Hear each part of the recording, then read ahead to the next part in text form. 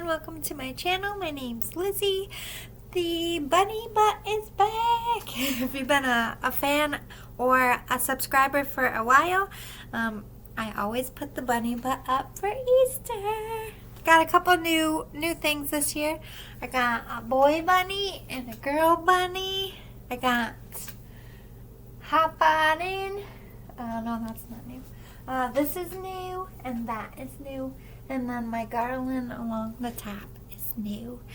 And my little gnome bunny. I picked up a few. I go to the Dollar Tree and they put a lot of the same stuff up every year. Like this has been up for like 3 years now. You know, this has been there every year. I did my board too. Try. Oh, there goes my whoops, and my shelf. I only went to the third one. I didn't have enough Easter stuff to do all of the shelves. Anyway, my bunny is replacing our shamrock bear. So that's cool. I'm like, hey, I do have a bunny. Now I gotta try to get something for every holiday. Like a stuffed animal. Anyway, I like to put our light in there. I might move it. I put it between the bunny's legs. Like, let me hide the cord. Anyway, this is our Soulful Sessions with Spirit, and we are discussing today how to forgive your parents and like uncles, siblings, any kind of childhood trauma, things that stuck with you, whether it just be, you know, they weren't supportive or they could have been abusive emotionally, physically, maybe you suffered some bullying. We're going to get into it. I picked the topic and the decks, and then Spirit and I work together, so I'm going to let them lead, and we are going to start.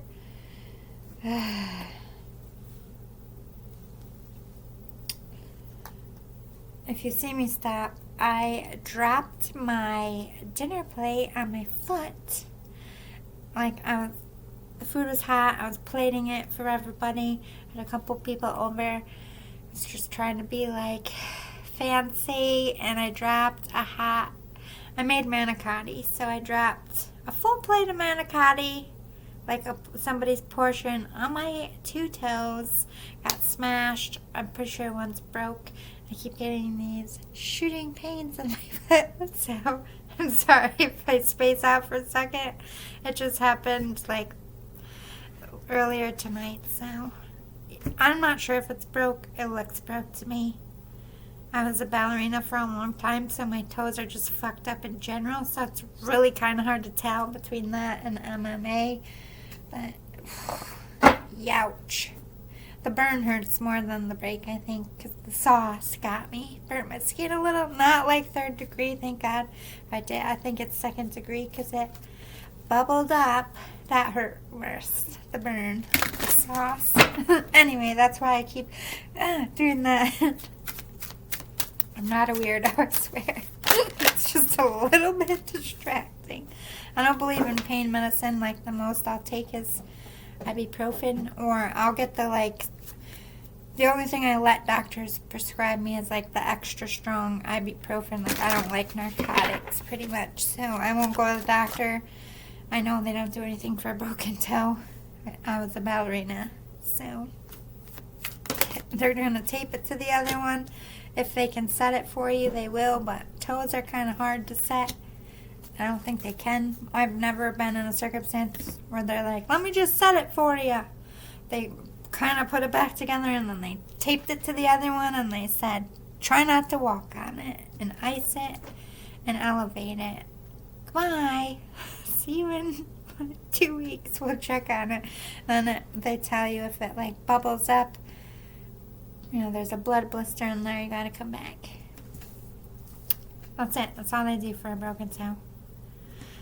Just FYI, putting it out there. I have insurance. I just know that they won't do shit for it. Other than, ooh, that looks like it hurts. Let me waste 10 hours of your night. and bill you for 26 things you don't need. Am I right? Is it just me? I'm like, why do I need this? My toes broke. What? I don't need a fucking blood test. What? You know what I mean? It's annoying. Anyway, what is our talking points for this? We have expression, humility, and creativity. Okay. I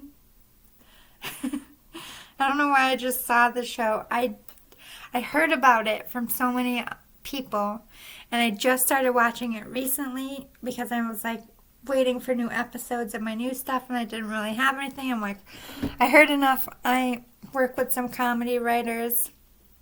The kids are all right, is what I saw the cast with this creativity. The lead character, the boy, is like, I'm assuming an aspiring comedian / actor guy, and so his family half embraces his creativity and half teases him, mostly supportive, but at the same time he's just like a quirky, and I kind of feel like this is what we're getting at.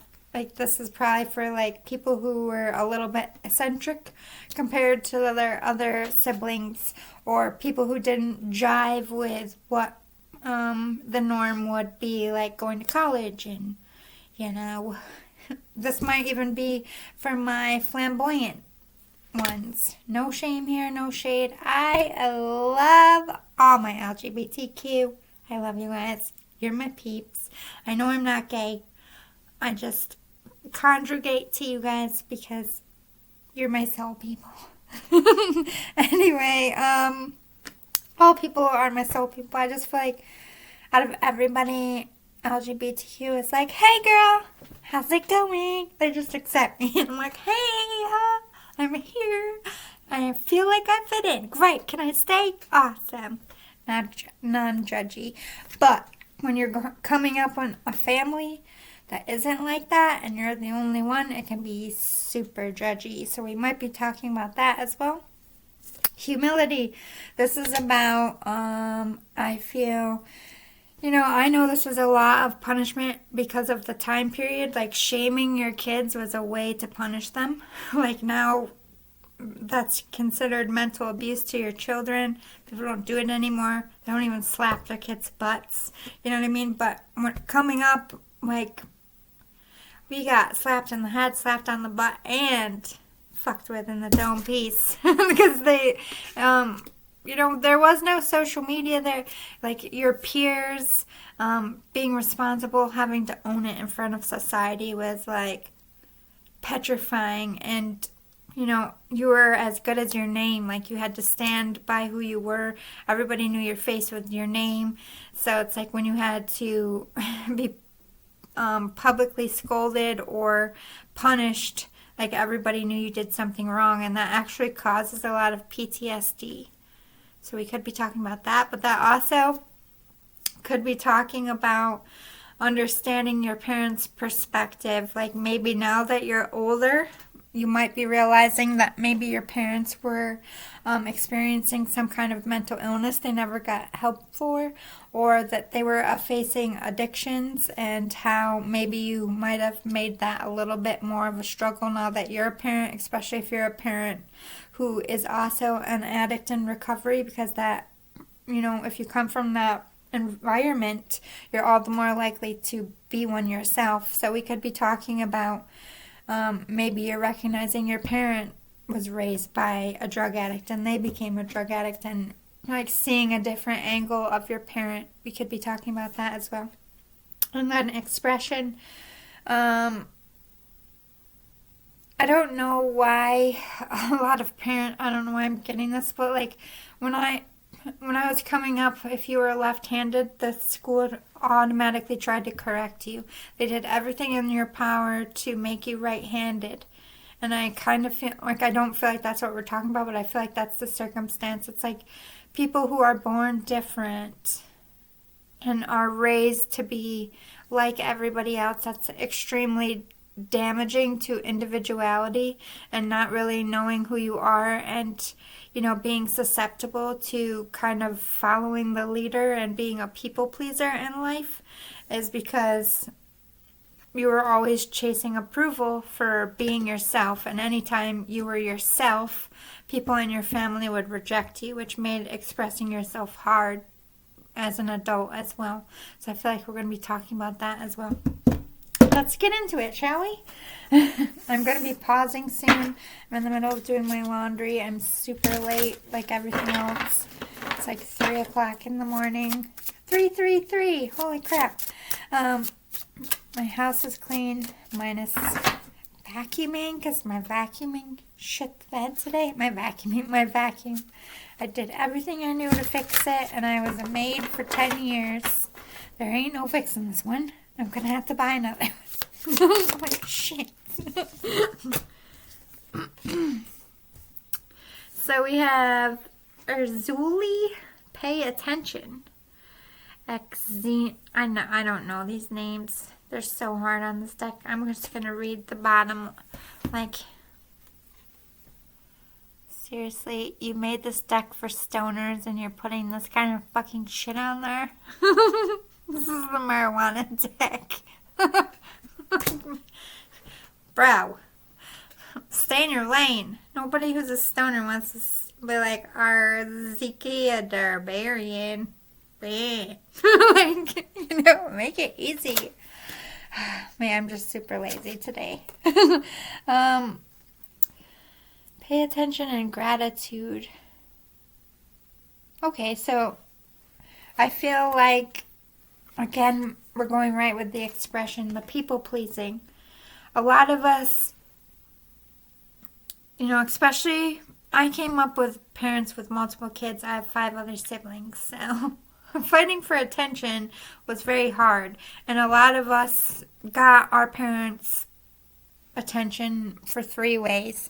In trouble, and they had to deal with you doing something really helpful and nice, and they took a minute to thank you and praise you, or like, it's your fucking birthday. They have to. But or like Christmas. But I just feel like as children we learn that we like the praise much better than the scolding. It's a clear, obvious why. Nobody likes to be screamed at and be the one in the wrong. However, there are kids that do that. They go the opposite way. They only get attention from their parents when they're naughty. So they're always acting out in school, or they're always doing bad shit. But I feel like I'm talking to the ones that really only got their parents' attention or time when they were, I hate to say it, but basically wiping their ass for them. Like helping out around the house. Of course, I don't mean it in a negative connotation, but like you had to be like very blatant. Like come home and the house is like sparkling. Your parent can't ignore that. Like you went out of your way. And I feel like this is something that you still do in your relationships, but it's, I don't feel like it's returned to you. Maybe because you look for people like your parents, like, it does say pay attention and gratitude. I do feel like your parents did say thank you, especially when you stepped up, but then they became to rely on you and they used your kindness, and I feel like a lot of people in your life do that, and it all stems from this. Like, I think you tested your parents, like, I don't know if you just wanted them to ask you how your day was, or what you were going through, if you just needed an ear, if you needed someone to confide in, if you just needed comfort, if you just needed a parent who is also a friend. Maybe you were somebody who's struggling to make friends with other students. I'm not really sure why you were striving so much for the attention of your parent. It could have just been a part of being a kid.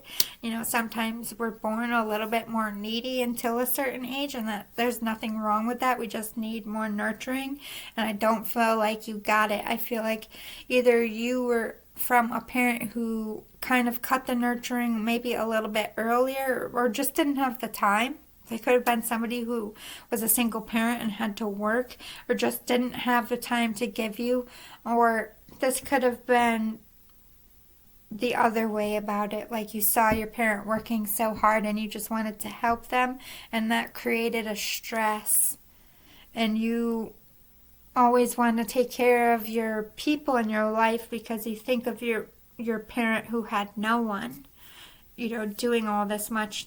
That could also cause PTSD to see your parent struggling and not getting sleep and just exhausted, and crying about the bills. That's like not your parents' fault for exposing you to that, because they're by themselves. They have no emotional support. Who else are they going to cry to if they don't cry at the kitchen table? You know what I mean? It's not your parents' fault for releasing that or for you seeing that, but it's also not your fault for being traumatized and being affected by that. And your parent wouldn't want you to feel like that. That was never their intention, and that was never your intention to take that message from your parent, but that was what your soul felt and heard.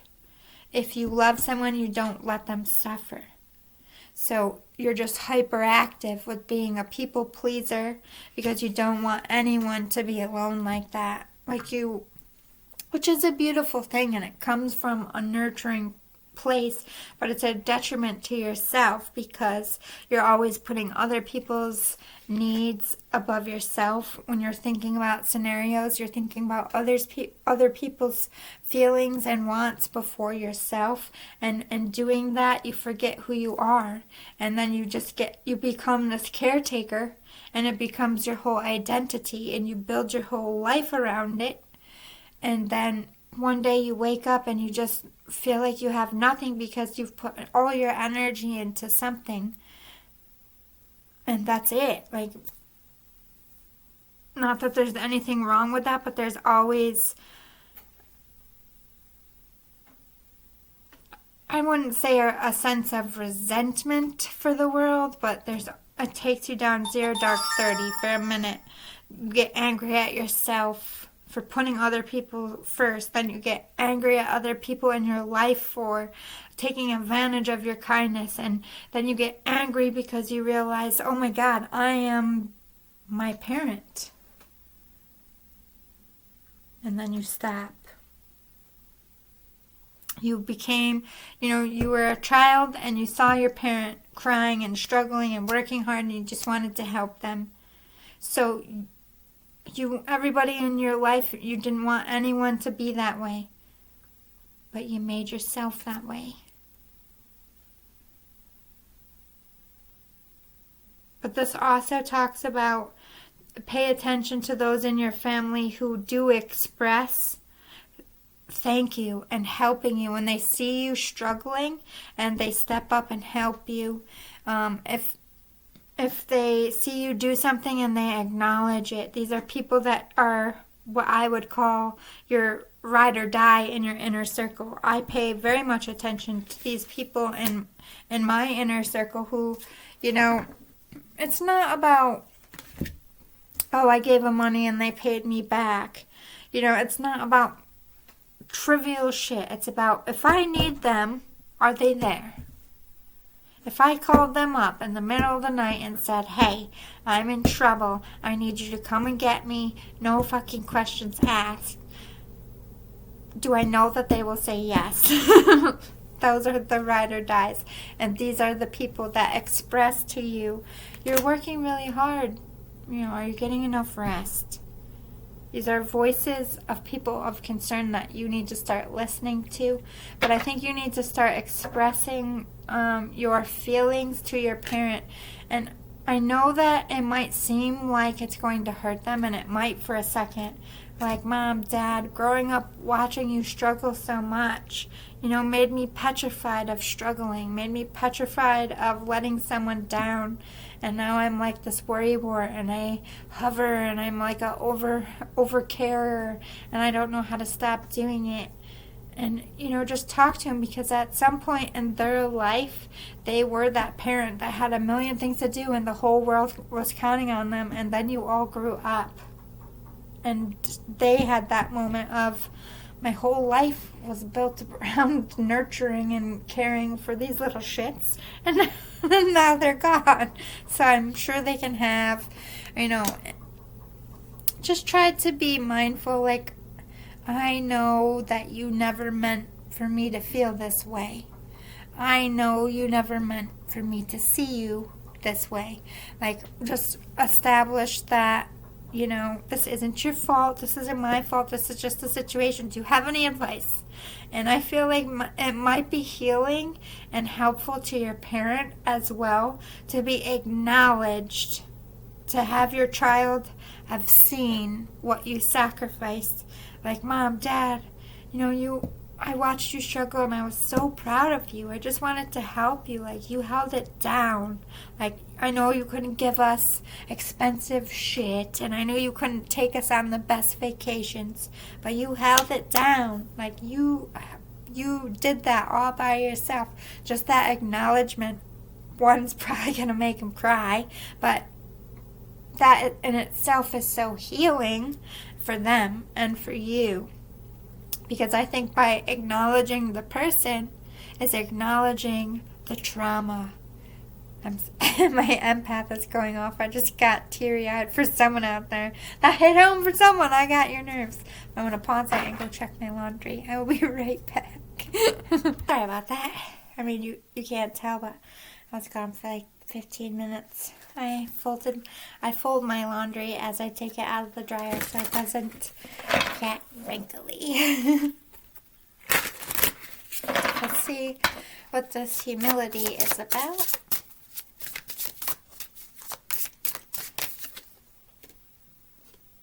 Or truth.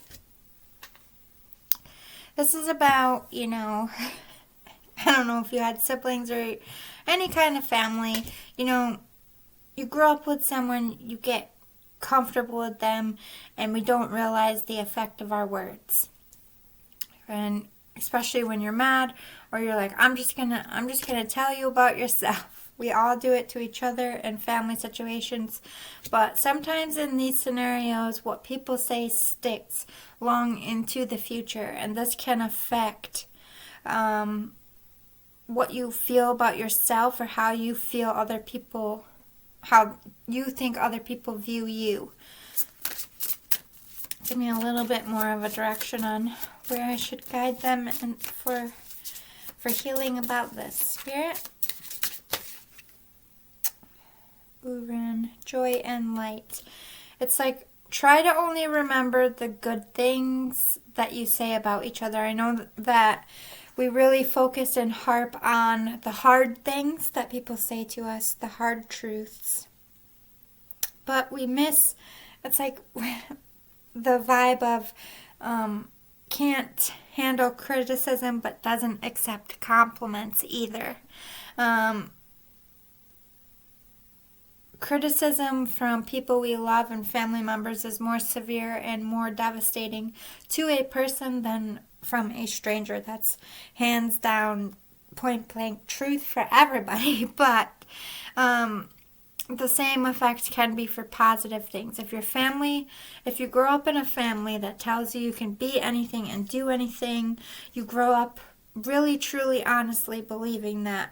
And if you grow up in a family that tells you you're not shit, you're not going to amount to anything, and don't even try, that's the outcome that happens. And I feel like this is what we're talking about. The humility of, I think some of you feel that your parents were more of a friend than a parent. I think that you want some of you out there, it's going to be true for everyone. I'm kind of getting pulled in a few directions, so let's talk about each. This group is like, they wanted to have rules. Like, you would look at your friends and they would have to be home when the street lights turned on, and your parents just didn't give a shit. Like, they didn't check if you came home. They didn't check if you ate dinner. There was like, you could tell them the truth. Like, you could walk in your house and be like, I smoked crack today, Dad. Like something that normally a parent would be like, what the fuck about? And your parents like, oh yeah? Did you like it? They treated you more like a college roommate than a friend. This is not okay to be raised in for anybody, because one, you have to grow up faster than you should because you have to become your own parent, but you get that resentment of, you didn't really care about me. If you cared about me, you would have made sure I ate my vegetables and that I was in bed and that I did my homework on time. Not making sure that all my friends thought you were cool, or that, you bought me the best high school, or the high tops of the week, This could have been a parent that was more like, bought your love, impressed your friends for your love, wanted to hang out with you, like almost like a child themselves. You could have raised them and yourself and your younger siblings. This would create a huge resentment. And then I'm also feeling a different group where it's like your parents were, I don't know if they did it on purpose or they just did not have a filter. They just told you how it was, and that was devastating. Like, why are you dating a girl or a boy like that? They're way above your standards.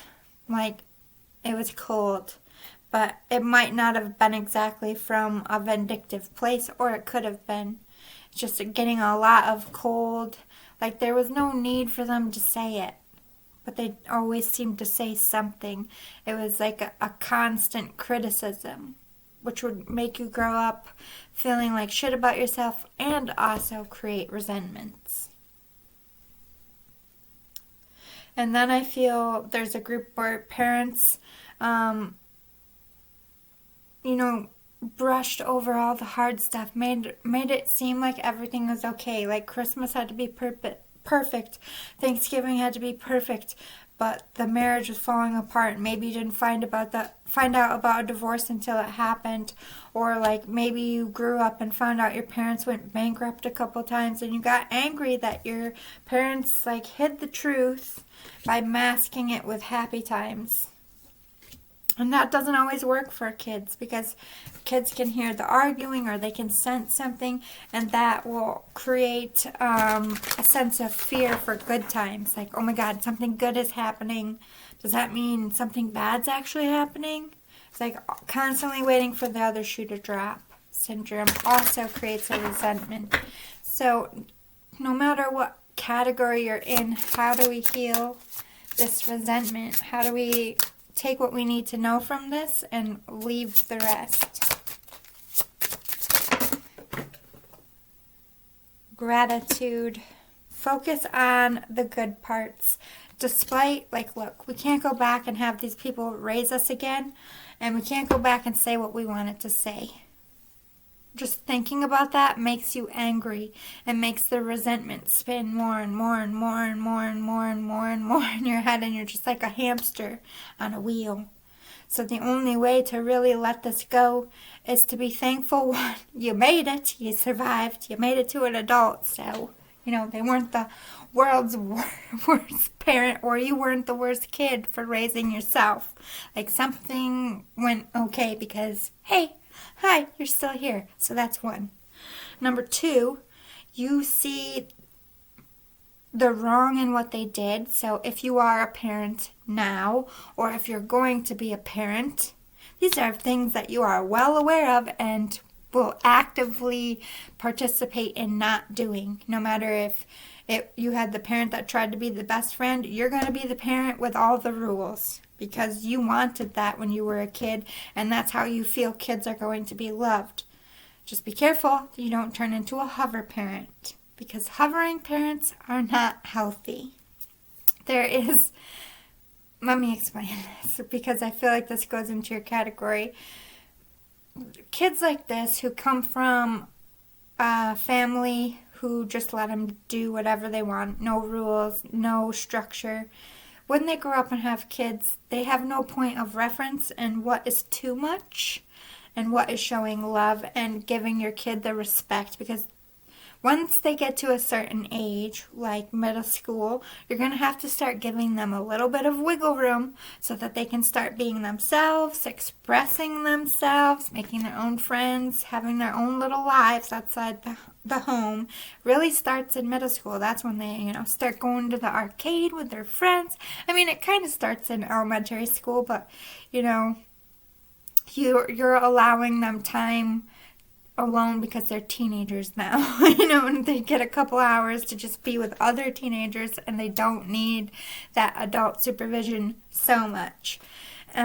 This is when the hovering can become toxic to your child without you realizing it if you don't ever allow them to have those moments like, you can only have friends over if you're here because I need to see what you're doing at all times.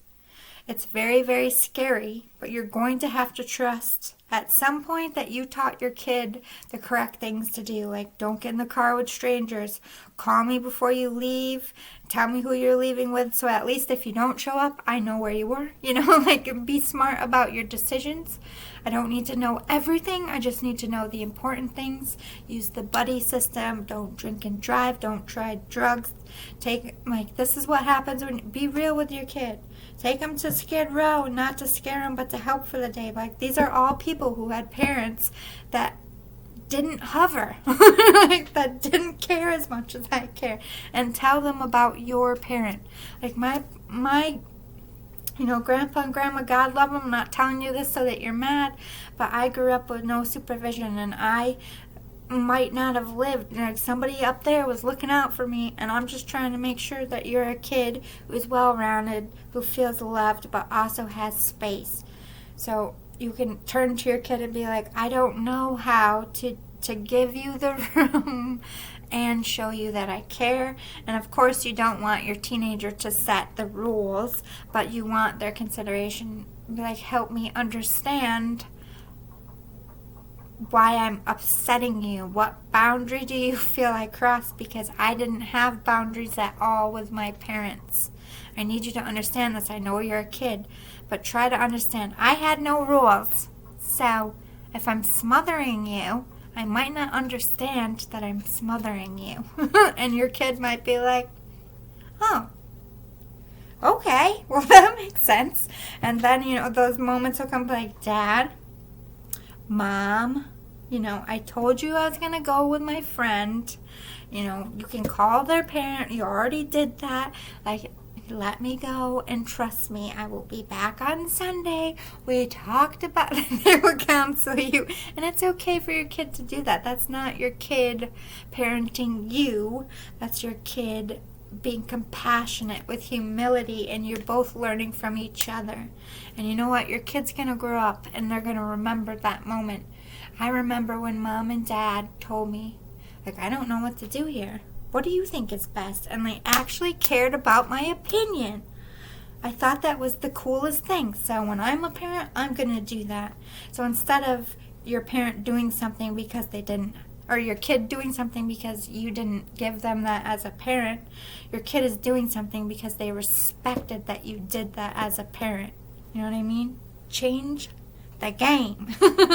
But that takes honesty. That takes humility, both from your child and you.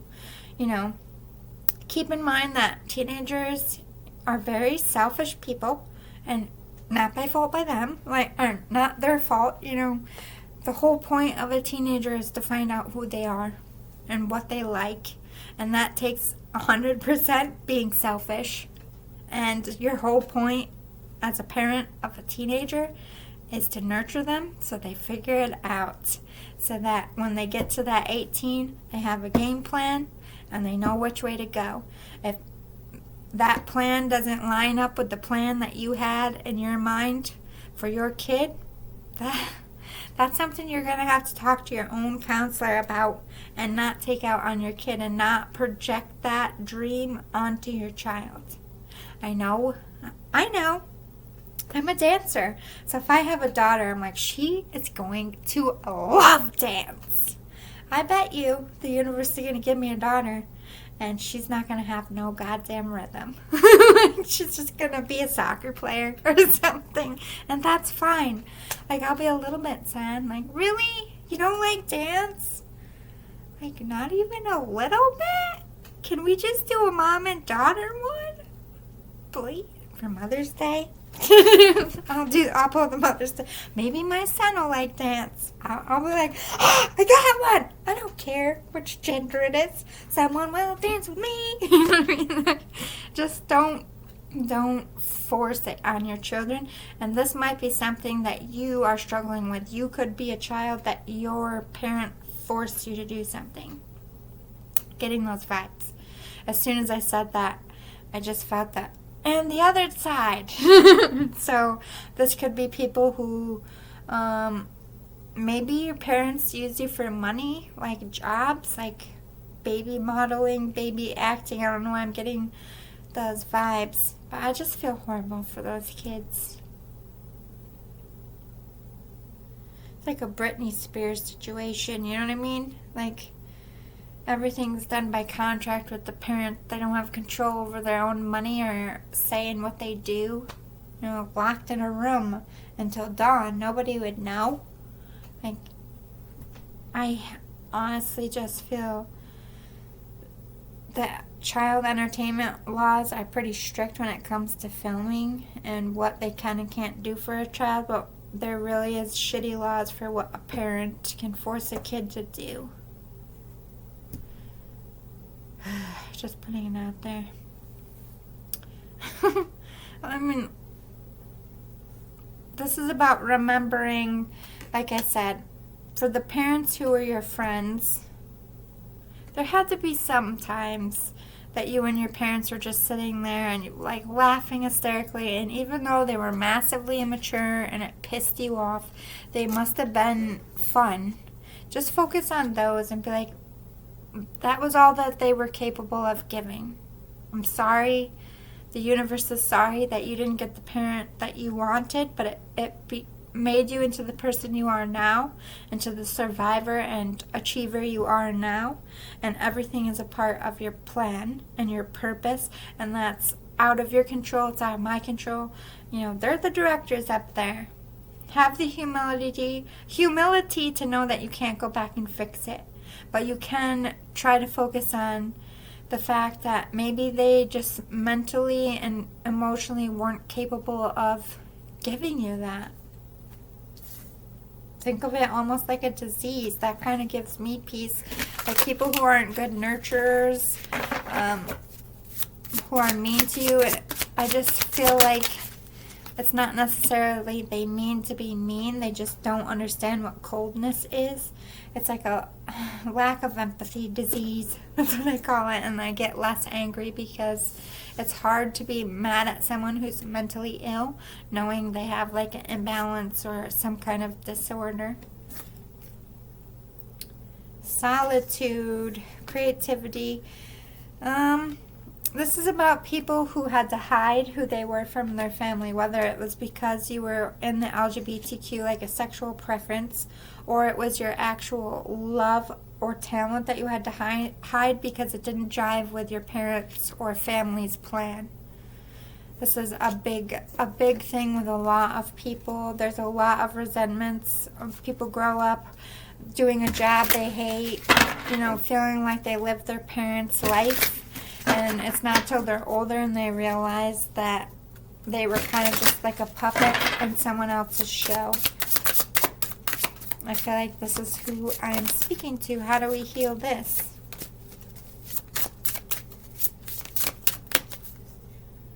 Justice. By turning that thing you had to hide into the best known thing about you, I think a lot of, like, anybody who made it, I feel like either had a bully or had a parent that said they couldn't, or it wasn't realistic, or teased them. And a lot of their drive and ambition came from, I'll show you. I'm going to get justice for all this shit. I'll show you. I believe it. I know I'm good. I'll show you. Tell me more. Silence. You don't need to tell, like, everybody always has the choice. You always had the choice. as an adult, you know this. I think maybe some of you regret keeping your talents to yourself in your room. I think that when you started to do something and you got success in it, I think you started to see a change in people. Maybe it was your perspective of how you thought people would respond that stopped you, and not an actual response. So you might carry a little bit of shame for doubting people in your life. Don't. Maybe that was Spirit's way of protecting you. Maybe they wouldn't have been supportive at that time, and it would have deferred you, but because they saw it in a different way with you already in success, that they were able to accept it. Everything happens in its divine order and process, and if they couldn't accept it then, and they accept it when you're successful, I think you're right to question those motives. And I feel like, look up, yeah, it's like they kind of look down on everything you did, your talent. Maybe they said you didn't have any talent, or they said it wasn't a real thing, or it wasn't something that you could build a life off of, or something like that. But now they look up to you. Now they want something from you. Now they praise what you do. They might have said they always give it, the choice was always yours. I just wanted you to be happy. That might be true, but if it might be true in their heart, but I feel like you should pay attention to actions here, and how you heal is by accepting those people for who they are. If they couldn't accept you then and accept you now, and they're genuinely warm and welcoming, and they're like, I was wrong before and I'm sorry, I don't feel like this is a malicious person. I feel like healing is better for you both. I think the understanding and the trauma actually will pull you closer. But there are people that come back for very, very vindictive reasons, especially if you're dealing with success and money. Trust your gut there.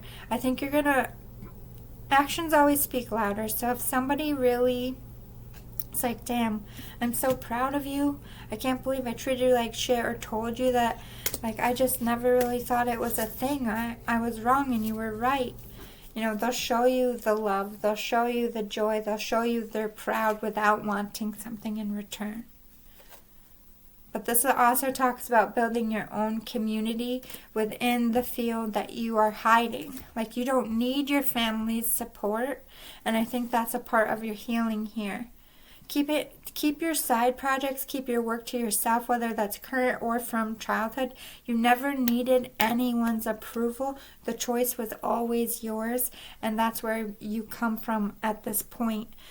Whatever was done, no matter what they said about it, was you believed and you wanted it, and maybe you chose a different path, but at that point that's what you wanted.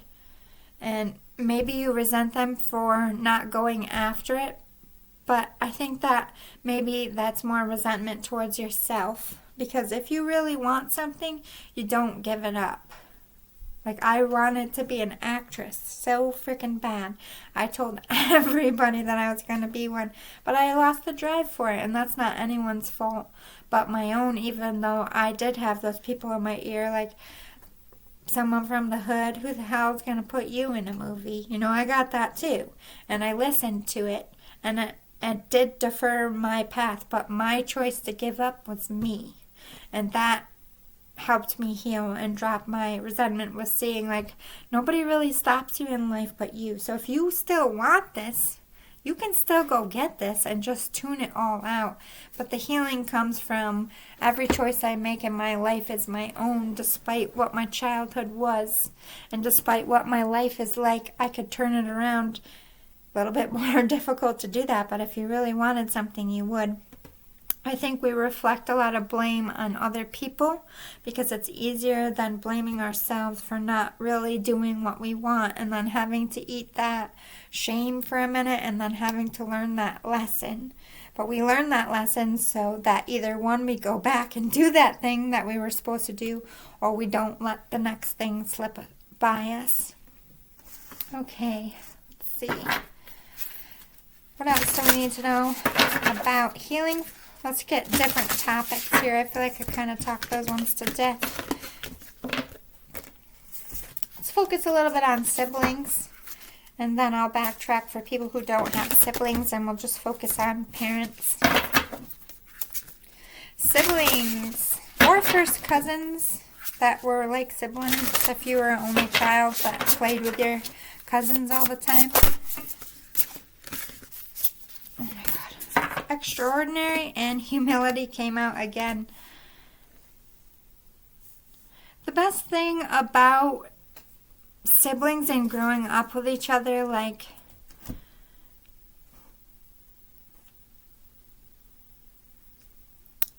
I remember playing pretend and make-believe. I remember listening to my siblings' dreams when we thought anything was possible. Like, life was extraordinary with your siblings. You know, Santa's here! You went through that with your siblings. Like, I think that there's always a healthy element of teasing. I don't think any siblings get along all the time. But if you watch siblings, no matter if they get along or not, if one of the other siblings is hurt, if one of the other siblings is getting bullied, 90% of the time, every single one of their siblings goes over there to comfort or goes over to help. You're like, your best supporters, you might have shitty parents and have awesome siblings. Or you could have really shitty siblings and have awesome parents. And if you luck out, you have both. But it's like, I think you're always trying to one-up and impress each other. There's always this healthy and unhealthy competition between siblings that transfers into adulthood. And like I said, there's healthy ways of sibling rivalry and competition, and there's unhealthy ways. And there's ways of humility being good, and then babying things and siblings, like addictions and stuff like that, can actually be toxic. So I feel like these are going to be some top talking points for siblings. So let's get into this is my dark shadows or dark dreams or something, but this is going to show me the shadow side of each of these cards. What do we need to heal? Okay. Coming right out. Extraordinary black flower fragrance calling the storm. It's almost that element of anything you can do, I can do better. Anything you can do, anything you do, I can do better than you. Whatever that song is. It goes like 80s. Have you ever actually heard that whole song? I did not know it was that long. I was like, damn. Now I can't remember which verse is the saying. But black flower fragrance is like, there's always a good one and a bad one. The bad egg. The black sheep.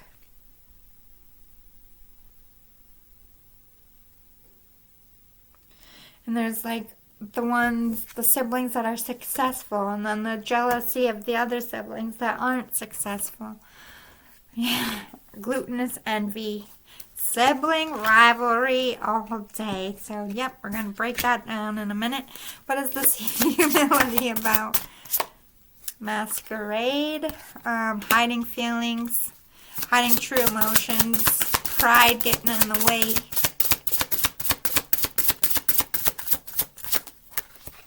Anything else?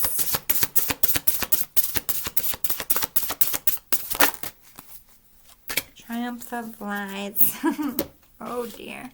So this is like only showing the feelings, like I said, when someone's getting bullied or hurt, or hiding when their feelings are hurt, because, you know, siblings run with stuff, especially as kids.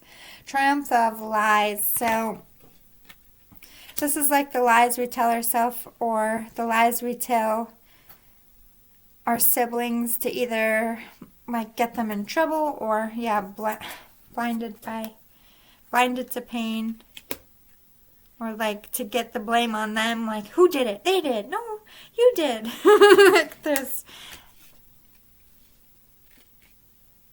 or not telling the truth so that somebody feels bad. Like, do I look good in this? No, you look like shit. Like, only a sibling would say that. Oh, dear. I'm only laughing because I know I have five other kids that grew up with me, and it's not always a walk in the freaking park, is it? So talk to me about, so these are for my black sheeps. This also, is a huge healing thing between families. You got the golden child, and then you got the black sheep. It's always a sibling thing. I feel like this happens. There's a lot of family dynamics with this all over the world. So it makes sense that we're talking about it. Too many. What do we need to know for the black sheep side? Too many. Thank you.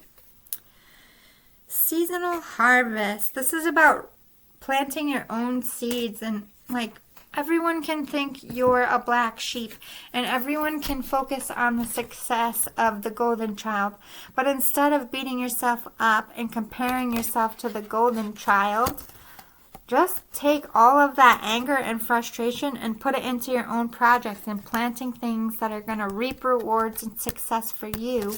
Make yourself your own golden child. We don't need other people's approval. It hurts when we don't get it.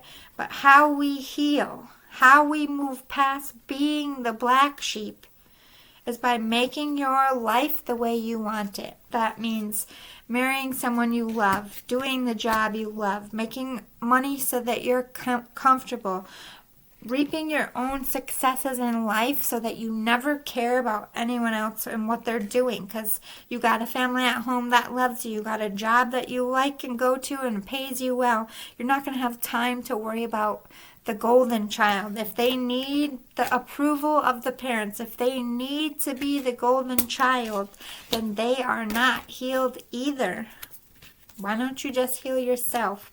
That's how you become the golden one. It's like they put you in the box by labeling you this black sheep. And by reacting to it, by owning that black sheep and not living up to your potential, is keeping yourself in the box they put you in. No, bust that frickin' box. Make your own success, big or small. You're only making yourself happy. If anything, you have less pressure to succeed than the golden child. Because if you try something and you fail, well, you're the black sheep. They ain't going to give a shit. But when you try something and it takes off, you're going to make all them heads turn. Who's the golden one now, mother suckers? You can use it to build your life in a positive way. You don't need to label yourself the black sheep. They can think whatever the hell they want of you. Mom, dad, sister, brother, neighbor, best friend. It don't matter. That's not your business how other people think about you. It's only your business how you feel about yourself. And you ain't nobody's black sheep. You just have not reached your potential success yet. You are a work in progress. And they can go themselves. That's how you heal. I am nobody's black sheep. Don't allow it to stick. Don't give them a reaction to it. Let that person peacock and be the golden boy. They have all the pressure riding on their shoulder and all the stress. You have all the room to just find a field that you want to frolic in. While this one's doing cartwheels on a field they think is good for them, but they never really took the time to find out what field is theirs. So who's really winning? You know what I'm saying? Let's talk about the golden one now, because that is also a pressure and not something someone enjoys all the time. There could be resentment from the chosen ones because they want that same freedom, because they want to be able to find a field that they want to fucking frolic in, but they can't because they have some kind of obligation because they're the chosen one or the golden one or the eldest or something. That causes a lot of issues. And ooh, hello. Tears of joy and sadness. Always with the Spider-Man reference, but it's true. It's true, Spider-Man. Or Uncle Ben, I should say. With greatness comes great responsibility. Understand that that sibling, if it comes to like some kind of position because they're firstborn or because they were selected by your parents, understand that that's a fucking big ask. You know, they don't get to pick what they want. They don't get to dream like you. They don't get to frolic with butterflies in whatever field they want. You know, and I feel like that causes heartbreak, and I think they look at you vicariously and they wish for that freedom, and you look at them vicariously and wish that you had that love and admiration and had everybody laying it out for you, but you're not seeing the cage that actually is to the person who can't choose, who has to do everything perfectly, who has to play that role, who has to smile and grin and bear it. You know, the black sheep can roll up smoking a cigarette, throwing off, "What's up, motherfuckers?" They're the black sheep. Everyone expects that. But the golden one has to show up prim proper, not a freckle out of place or what have you, and perform and be the golden pony. You know what I mean? That's a terrible position for anyone to be in, just like the black sheep is.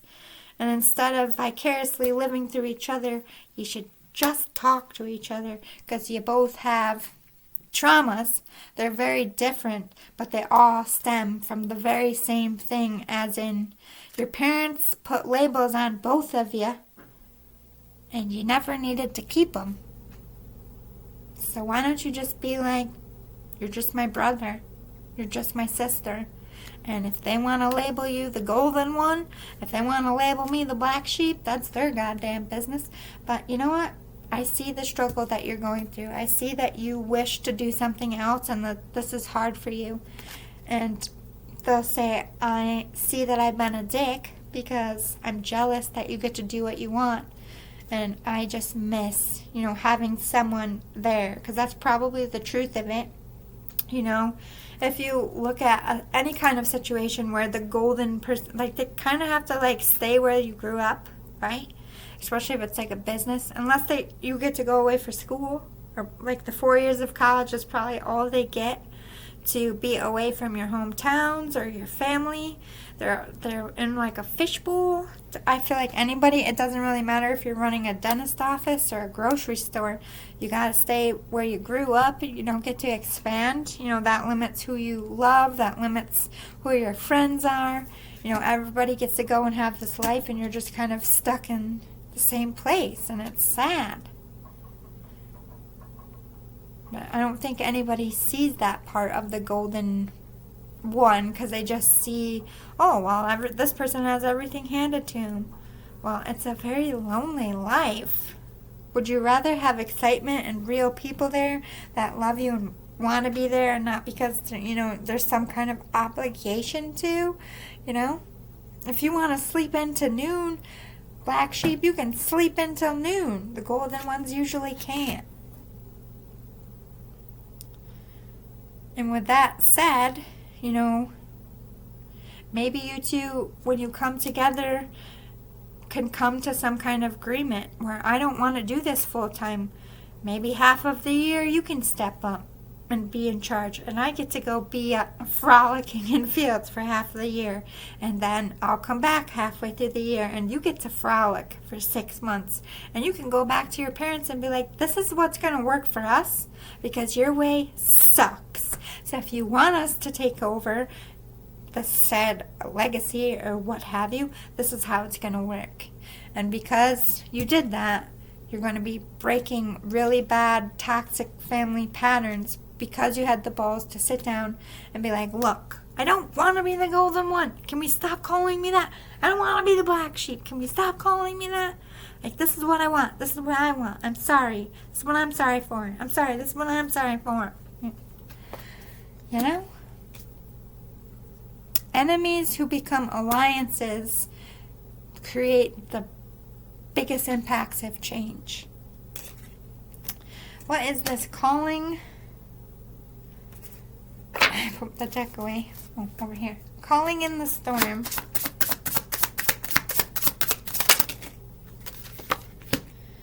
Go with the flow and give in to passion.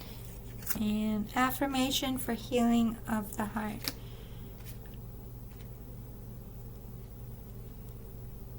It's like, no matter what people say of you, like, this person is taking over the family business, or this person can't get their shit together. No matter what titles other people put on you, like I said, that's not your business. Just go with your own flow, focus on yourself and what you want, and call in what you need to change that. Rewrite your story. You want to go back to school? You want to get a different job? You want to find a different lover? Do you want to move where somebody doesn't know you so you can genuinely get to know yourself without the stereotypes? Give in to your passion. It's like, find your thing. You don't have to be someone else's thing, whether you're the golden one, whether you're the black sheep, or whether you're the middle one that nobody thinks about, because I'm the middle child. The forgotten syndrome. Wherever you are, instead of being angry and feeling hurt and putting all your energy into that, it's find your thing and make that a success. Because success and manifesting and doing it yourself when the whole world is against you, I don't know what makes you feel more powerful. I don't know what makes you feel more strong as a person when everybody said you couldn't, when everybody was shitting on you and you did it. That self-confidence, no one will ever be able to shake it. That's how you heal. This is about comforting each other and seeing each other's side as siblings. To call in that change, like I said, to sit down and be like, you know what? This is how they did things in the past. And, they don't get along at Thanksgiving. They never get along. They still fight to this day. And I don't want that kind of relationship for us. And I don't want this kind of life. So what can we do about this? Do you care to work for the family business, or do you care to come, whatever the situation is? Just seeing where the other person stacks up is a big change. By dropping the titles at the door and just being siblings and talking to each other is healing. What's this envious gluten? Why are we always jealous of our siblings? Strength and resilience. It's like survival of the fittest. It's like our natural ingrained animalistic thing that comes out with our siblings. It's like, I'm the strongest of all of us. This is about wanting bragging rights. Again, I'm laughing because it's true. If you have one sibling or if you have 5, it's always, I'm the strong, I'm better, I'm the good one. You always do that to each other. Follow your dreams, yes. Instead of fighting each other for who's the best, each one of you be successful and just be a badass mamma jamma family and uplift each other. This is how you heal and come out of toxic ways. Instead of being jealous of each other and putting all your energy into envy and look at what that person has. Oh my God, that's because of this, and just being judgy. Everybody putting that same energy into the things they love and turning around and being like, hey, I saw you do this. That was really cool. And on their hard days, you can turn to them as their sibling and be like, you got this, keep going. And on your hard days, and instead of being jealous of each other and being the top dog in your family, just make your whole damn family the top dog. How much better bragging rights can you get to not only have one successful person in your family, but for all of you to be successful, for all of you to be best friends? People get so jealous of those families because we all want that. These are the people that you're supposed to defend and be close to. And when we see that, when we see a family just driving so well, we're like, what's wrong with them? Nothing. They did the healing work. These are the people that have decided that they're not going to turn on each other anymore, that they're going to support each other, that they're going to be each other's friends. So what's this humility about with this masquerade? Why do we feel the need to hide who we are and our true feelings from siblings? Make a move and cleansing body and spirit.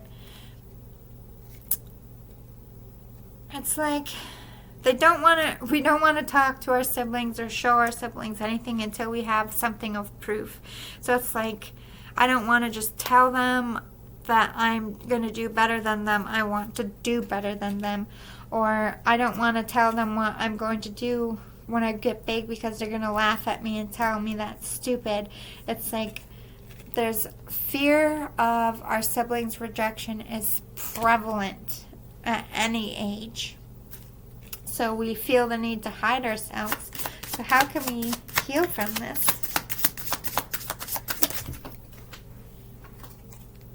Meditation for peace and serenity. Prayer. Learning to love yourself and being a strong, confident person is step one. Because if you have a faulty foundation within yourself, if you can't be strong and confident in yourself, you're never going to be strong and confident to your siblings. So I think it comes from raising your vibrations and then treating your siblings just like you would anybody else, like how you would want to be treated. Listen to them, be kinder, be nicer, be more humble, and you're going to see that they slowly start to do that too. Like, if you're supportive of them and saying nice things all the time, they're not going to be dicks to you anymore. Your relationship will change. This is how you get the masks to peel away, is by making each other comfortable and seen in a healthy way so that you can be your authentic self. When everything's a competition, when you have to walk in the door and fake it because you don't want them to see that you're struggling, that's an unhealthy family dynamic. What's this triumph of lies? Fire magic. We always lie to our siblings about how well we're doing, about our money, our status. Like, how's your job going? Oh, it's good, And then our spouses or boyfriends and girlfriends next to us, like, we're bankrupt. What do you mean good? You know what I mean? It's always like you always have to put on a front. It's like not allowing each other to see the struggle. Change and progress. This is how we heal. Like, the only way for you to come out of this, I need to play a part, like I'm successful, that everything is okay, is just immediately stop doing that. So the next time they ask you if everything's okay, be like, well, actually it's not. I lost my job, or my friend died, or I don't know, something, instead of just making up fake happy shit so that everyone's like, oh, good for you, speak the truth. And maybe by you saying that, your sibling might turn around and be like, you know what, my car broke last week. You know what I mean? I'm hurting financially too, and like, by you dropping the act might get them to drop the act. And if they don't, it's just keep doing it. If they can't be authentic, that's their business, but you don't need to be unauthentic. And I feel like over time, as you raise your vibration and you become more authentic, you're either going to poke their demon and piss them off, and that's how you just see that they're unhealed and it's time to put a little distance in, or they're going to start rubbing off and be like, well, maybe I should be honest too. Why do I have to pretend like my shit's together when it's not? What is this blinded to pain?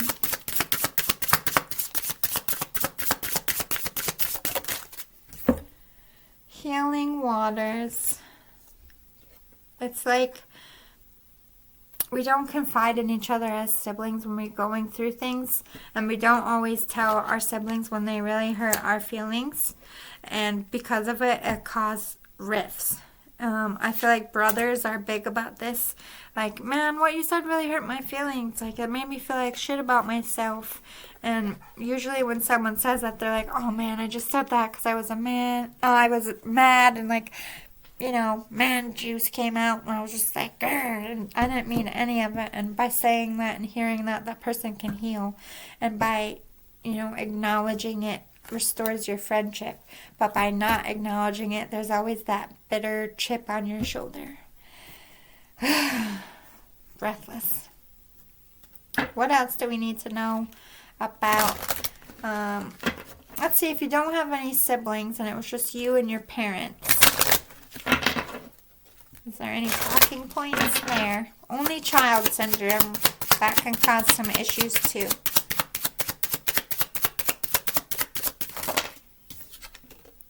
Great fortune and mature woman. So maybe you were in a situation where they tried a long time to have a kid and they finally had a kid and you're like their golden one, and because you are their only child, their baby, they never allow you to grow up. Even to this day, you could be grown and they're just like, you're my baby. Or smothering hinders you from being able to be completely independent as an adult. But why is this great fortune here?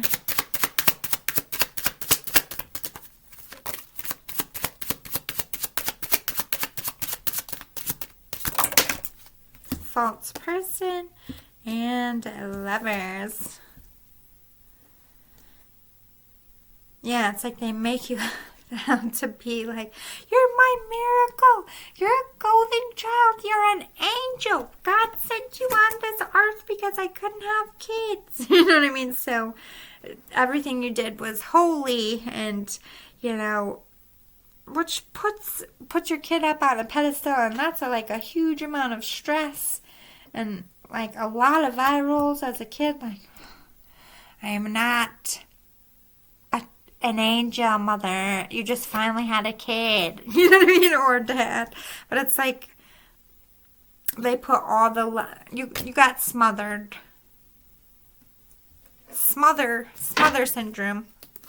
What is this? Mature woman in reverse. But it also can create a false sense of entitlement too. Yeah, thief. It robbed you from growing up or being mature. You could be mature now. This could be just saying it took longer for you to grow up because you were babied, because you were smothered. Or maybe you're still, not independent. You don't know how to be independent because they pay for everything. They take care of everything. They just won't let you live independently. What else do we need to know about this?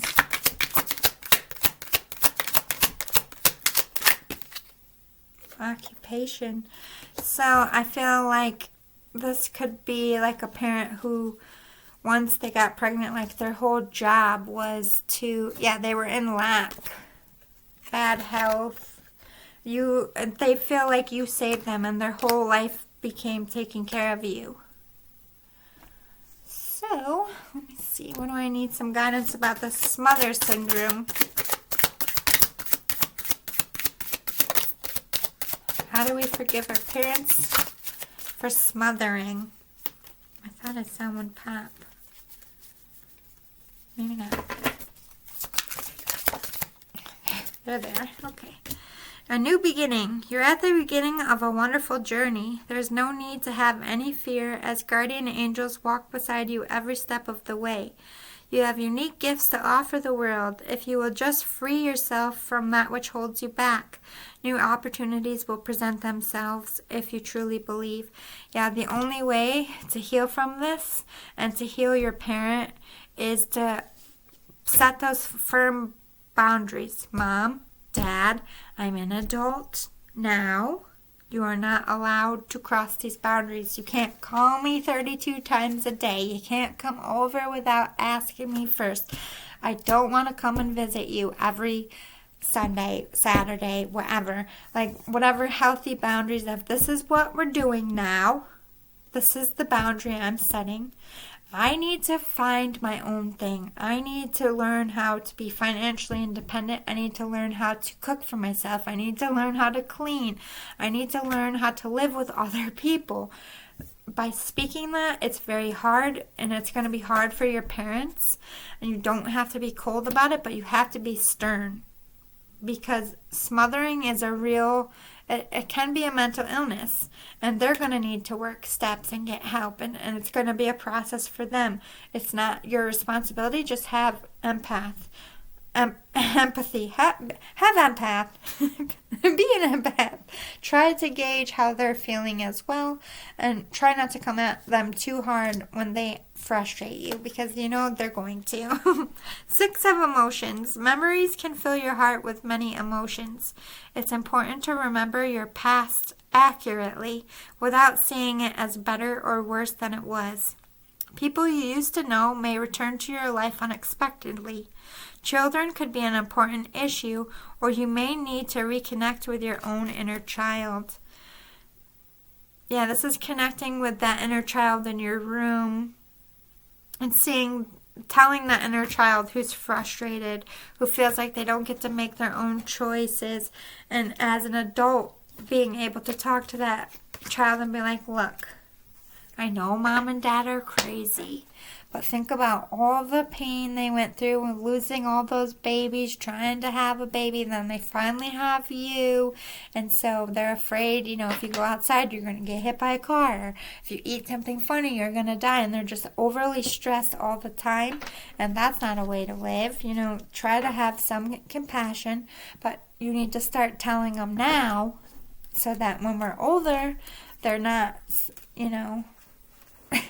holding on too tight.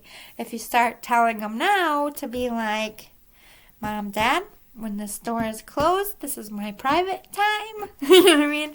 But you can't go backwards. So I feel like even if it's just sitting down with your parents now and be like, Mom, Dad, I understand that you went through all of this to have me. But it really was hard for me once I became an adult because I didn't know how to do anything. Maybe you're a parent now and maybe you're becoming a smotherer and you're recognizing that your kid is feeling the same way you were, or you have a kid and maybe your parents are starting to smother them and now you have to set boundaries there. But just try to have compassion because, like I said, it is a mental illness. It is stress for them. It is a hardship for them, worrying about you all the time. It's like nobody wants or intends to be a smotherer. It comes from trauma. Like your parents maybe lost a lot of babies trying to have you or just couldn't get pregnant and then finally did. But there's a trauma in that, and the constant fear of losing you is stemmed from that trauma, which makes them smother. You have to understand the psychology of why your parents did what they did to understand it, and that's where the peace comes from. Understanding the trigger in your own parent. Like, for example, your parent had miscarriages, and so you came, and then they stayed up all night because they were worried about your breathing. So the first 3 months of your life, they had to hover over you, and then they didn't know how to turn that off, and that just became your whole life. Really seeing the timeline of your parents' life and their trauma helps you understand them as individuals. Anything else we need to know? Ocean. Go with the flow and flow with the glow. Yeah, just go with the flow as far as healing. Like, there's going to be a lot of things that you're going to want to fix about uncles, aunts, like things people said at the family dinner table that really hurt you or you just didn't agree with, or things that people in your family did that you're embarrassed about and don't agree with. These are other people's actions. These are other people's lives and decisions, and they're not your responsibility. It's not up to you to voice your opinion about it to them. You don't need to unless you feel like that will be freeing. By getting it off your chest will allow you to have a better relationship. I would suggest getting it off your chest, but remember, these are people that are going to be there your whole life. So be really wise and considerate about the words and the way you approach these topics because they can become heated. There's triggers on both sides. I would suggest, doing it in a public place, going for a walk. You have to be able to listen to their side of it and accept if they don't agree with you at the same time. Like if you try to tell your parent that they smothered you, they might not see themselves as a smotherer. It might be It might just go over the top of the head. They might not be able to comprehend at this point in their life their own mental trauma and why they did that. And it's not your job to force them to see that. They're going to have to see it in themselves. All you can do is accept them that, okay, they're still obviously dealing with that trauma and they're in denial. They're not ready to deal with it. It's frustrating. It's annoying. You don't have to give in to their delusions. You just have to accept them for who they are so that you can move on. For any parent who hurt you, who had any physical abuse or neglect, this isn't something I can counsel you through in one session. It isn't one spew of your feelings come out and you're going to be healed. This is somebody that you're going to have to go to counseling sessions with. There's trauma upon trauma upon trauma upon trauma. And having that person in your life or not having that person in your life only comes from when you faced your own side of the trauma and are able to see the psychological side of the other person's trauma. That is when healing in any form can come, and I wouldn't make a decision on if this person is staying or going until you're at that phase, unless they're, extremely still abusive and toxic. Then no, point blank, period, goodbye. I don't care if this person brought you into this world, if they hurt you, if they treat you like shit, cut the cord. Physically, you don't deserve that. No one does. But as far as siblings, the same applies. Like, these were people you were forced to come up with. Your parents had you together, but you do not have to be siblings as adults. It's very sad that families fall apart, and I don't ever support that. And I always try to save families, but there really is shitty people out there that are toxic for you. And if they are those shitty people, if they're addicts, if they're users, if they're narcissists, if they're just horrible to your soul, then you don't have to have them in your life. Build your own family. Find someone to love and have babies with. Make friends. There's all different kinds of families. You are not stuck to the ones you were born with. That is not the only family you will ever have.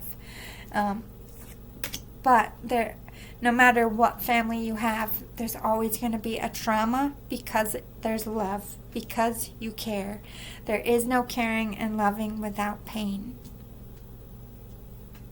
Death, birth, painful. Falling in love, losing someone, and falling out of love, both painful. It's part of the human experience.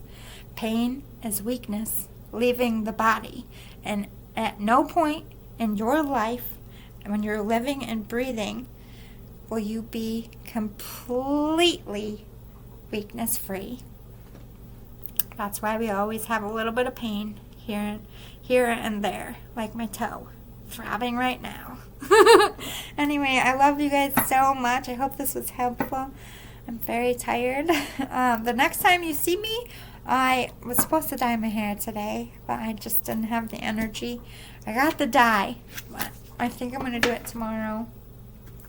Anyway, I go back to work tonight, so you probably won't see me again until Thursday, tea time therapy session. Unless I have some energy, I pop up in the middle of the week sometimes, because I miss you. Probably not tomorrow, though, because I'm going to be doing my hair, so maybe Monday or Tuesday morning when I get out, if I have energy. No promises, though. And then, okay, so Thursday is tea time therapy session. Friday is Skybar Confessions with Spirit, which is deceased loved ones readings. And then Saturday is Pillow Talk Saturday. That's love, romance, and sex readings. I'm not going to do therapy anymore. I'm just going to keep those as love readings. And then Sunday is Soulful Sessions with Spirit, and let's see what next week is. We are closing out the anger management series. Next week is the last one. That marks week number 4. 1 month already. So let's see what we've already done. If you want to watch the other ones, we have anger management. The first one was how to forgive your spouse, your ex-spouse, or your lover. The second one was anger management with how to forgive your attacker or bully. That was last week. This one was how to forgive your parents, siblings, family members, and dun, dun, dun, dun. The last one is how to forgive yourself. That's right. All the skeletons in your closets, all the bad choices you've ever made, all the things you didn't go for and wish you did, all the things you said but wish you could take back, or wish you said but didn't. How do we forgive ourselves? Well, tune in next week and I will help you find out. And next up, I'm going to reveal that for the next 4 weeks, month, give or take. Some months have 5 weeks, but pretty much each series is a month. But we are doing the relationship therapy sessions, and I'll give you the first one just to give you an idea. We are doing relationship therapy for married couples only. So these are people, any kind of situations in a married situation. Is the sex life dying? Are you having financial troubles? Do you travel for work? Are you struggling?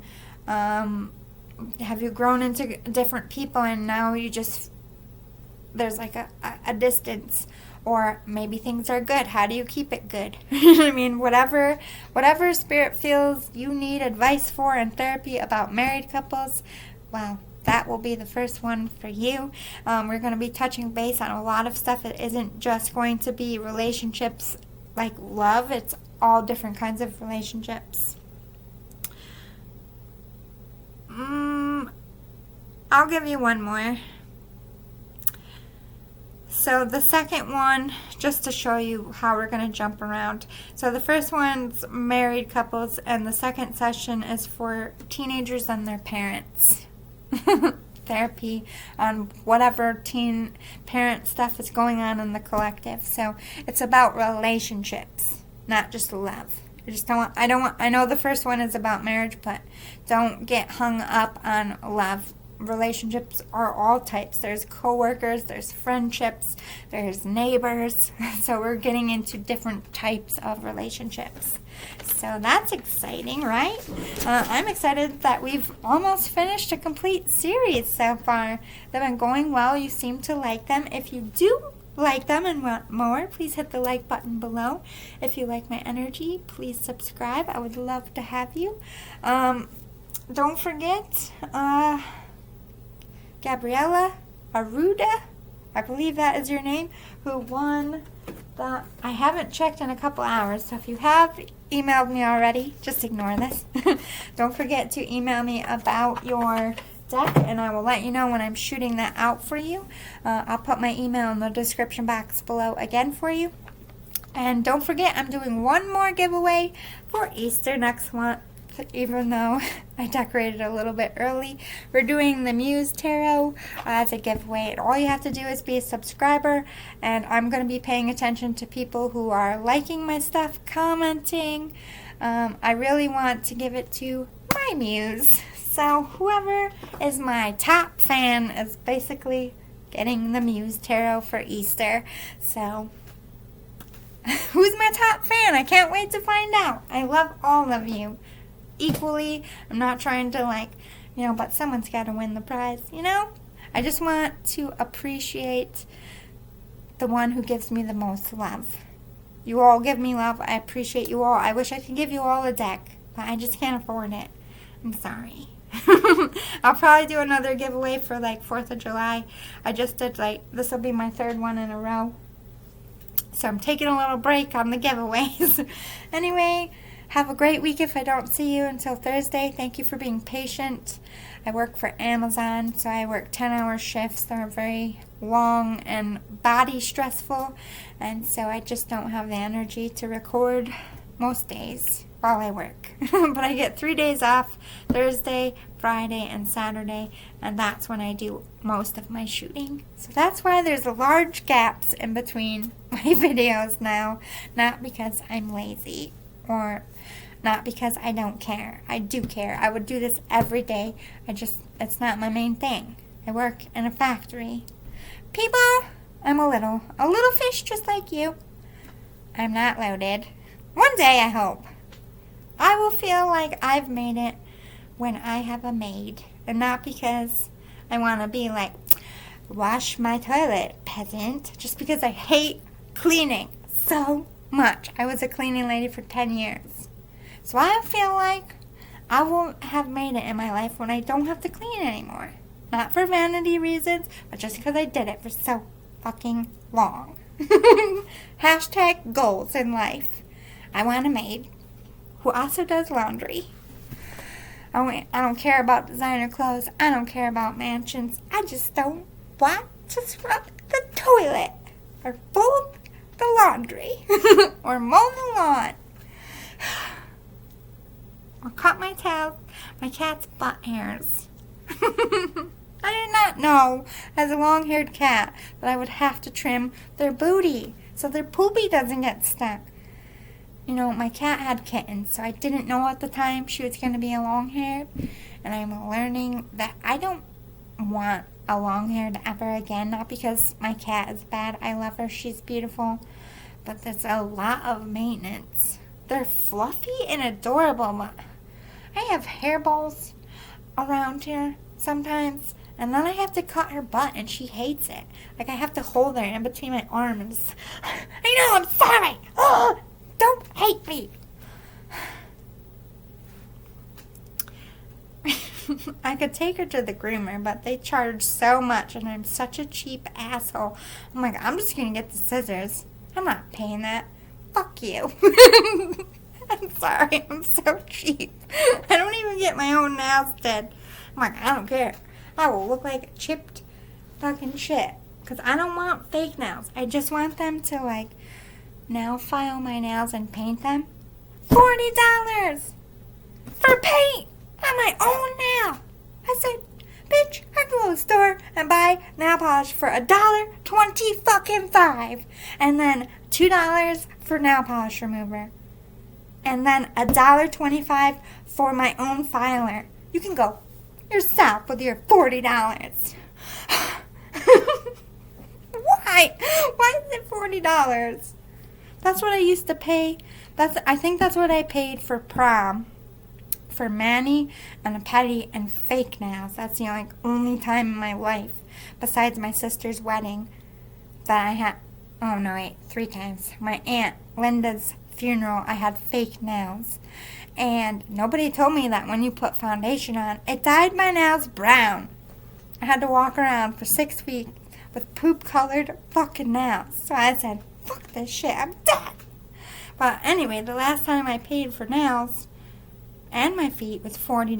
Bitch wants $40 for just regular nail polish? What the?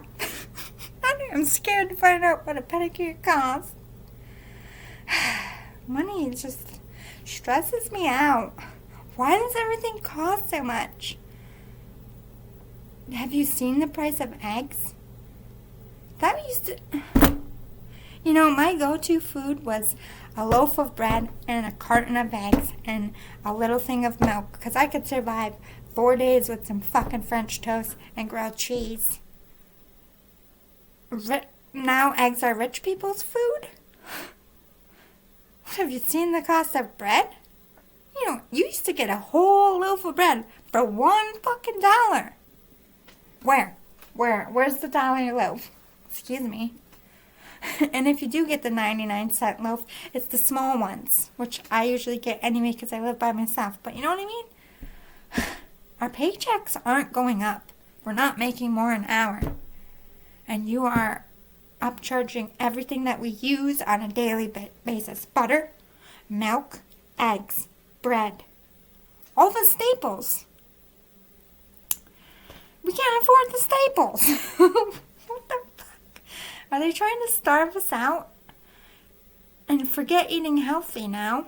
Nobody can afford that shit. Unless you're a lawyer or a doctor.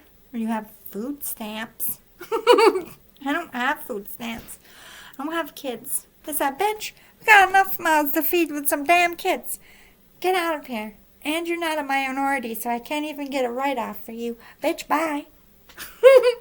True story. Living in the ghetto is hard. Hard? That's right. I've been hustling my whole life.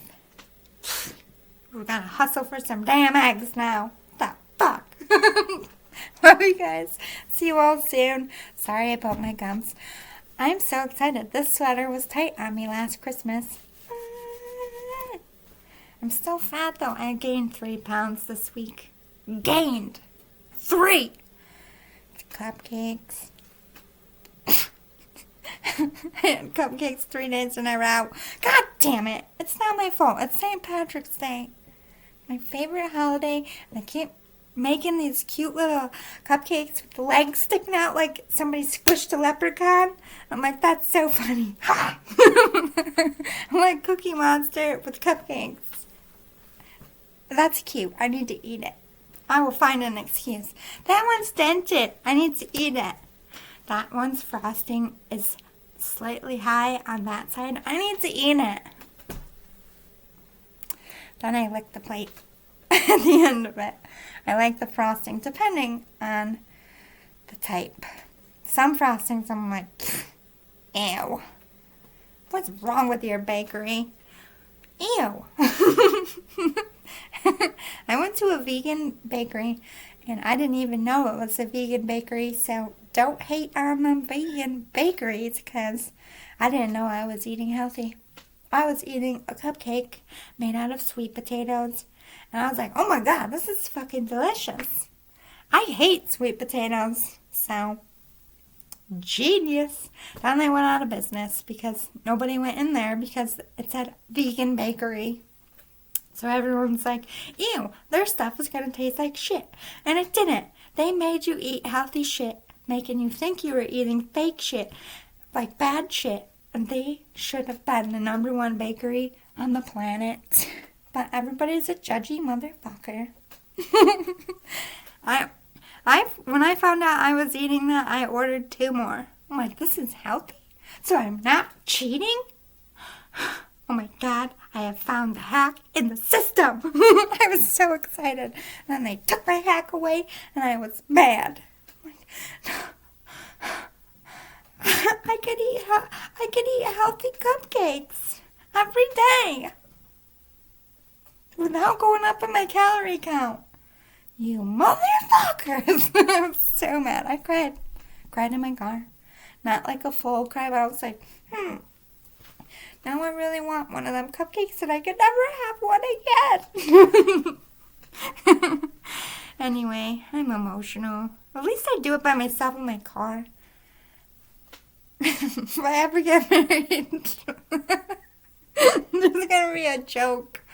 Like, I don't know why my wife always goes out to the car. She's like, just wants to be by herself in the car. No, I'm venting. And I'm crying like a loon, and I don't want people to know. I need tinted windows. Because sometimes I go in there and be like, that guy is a fucking idiot. Ah! Like all the things that you want to say to someone. Oh my god, driving home. I hope nobody records me in my car. That motherfucker is a fucking idiot. I told that fucker 8 times. Looked me right in the face and said, no, I didn't do that. And it was hanging out of your goddamn pocket. And that's a healthy way to get it out. So I'm just getting it out to hot air. And it ain't hurting anyone's feelings. And I'm making myself laugh at the same time. But I could look like a crazy person. So that's why I do it in my car when I'm driving. So it just looks like I'm talking on the phone. True story. You want to vent in a healthy way and talk to yourself? Car rides. I support them. I call them healthy spiritual rant sessions.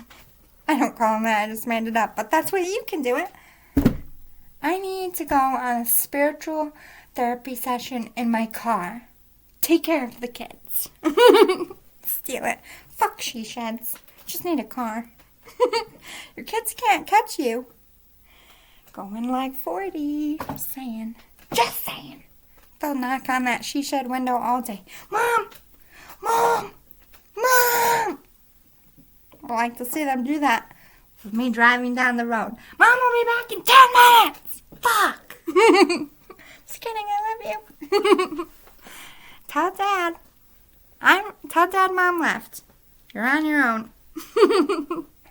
Anyway. Alright, for real. Do I have any more announcements? I did that. I'm forgetting everything today, so I'm doing these checks. I think we're good. See you later. Toodles. Oh, wait. Toodaloo, boo-boo. It's my thing now. It's my thing. Hashtag toodaloo, boo-boo. I don't know if it's a hashtag already, but I just made it one.